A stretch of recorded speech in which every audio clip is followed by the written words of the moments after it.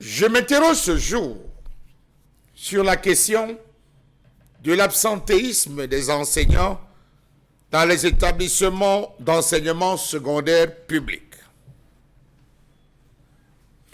Dans un communiqué rendu public la semaine dernière, l'opinion publique a appris que Mme Nalo Valionga, ministre des Enseignements secondaires, permettait désormais au personnel du ministère de dénoncer sous anonymat les enseignants en position d'absence irrégulière.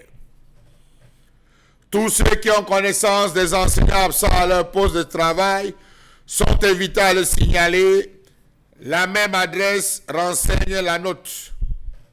Comment comprendre cette manipulation des carrières des agents de l'État, considérée comme un domaine hautement sensible pour être confié à des bénévoles ou à de simples acteurs privés?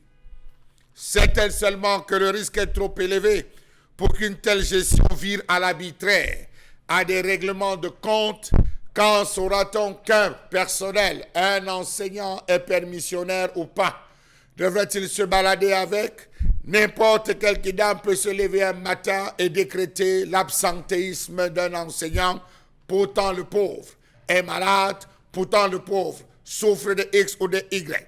Cela suppose qu'une tierce personne, enseignant ou non, camerounais ou non, qui aurait votre nom ou votre matricule et une connexion Internet, pourrait se lever un matin pour vous dénoncer comme un cas d'absence irrégulière, quitte à vous causer un préjudice sans qu'il ne soit jamais identifié, mieux encore inquiété.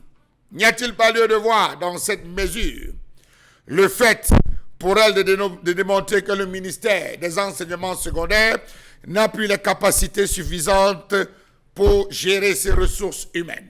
Dans l'échelle, on a les délégués régionaux, on a les délégués départementaux, on a des inspecteurs, on a des directeurs, on a des proviseurs, on a des responsables, permettez-moi l'expression, des responsables à toute échelle pour faire ce travail. Du surveillant de secteur, du surveillant général, du censeur, du proviseur, et je passe pour pouvoir décréter ou observer ou constater l'absence d'un enseignant.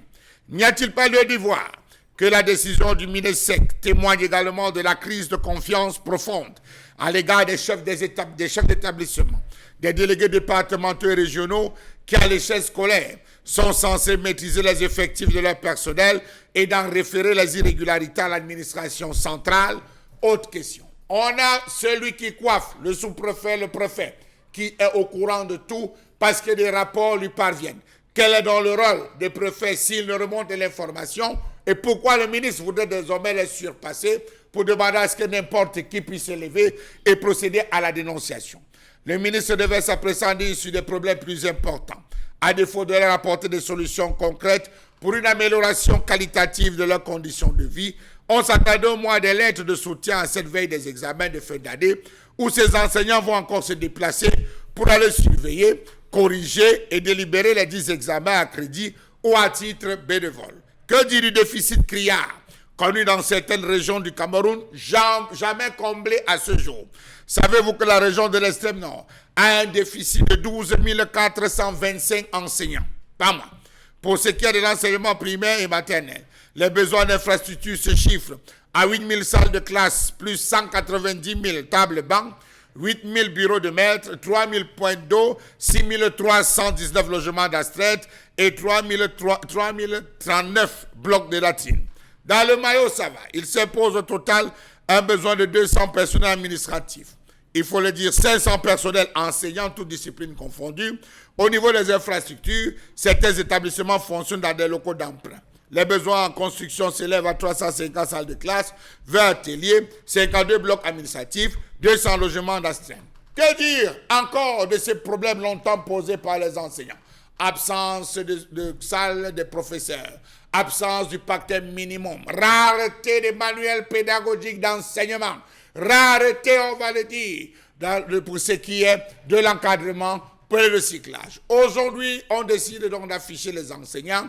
N'importe qui peut se lever via une adresse et un site donné par le ministère des Enseignements secondaires et dénoncer un pauvre enseignant qui n'est pas allé à l'école sans savoir que ça fait des mois, son rappel n'est pas passé, ça fait des mois, il vivote, qu'il doit faire 4 à 12 km, parfois 22 à 55 km pour aller toucher son salaire. Des problèmes ne sont pas résolus. On continue de déshabiller Pierre pour habiller Paul d'un habit blanc.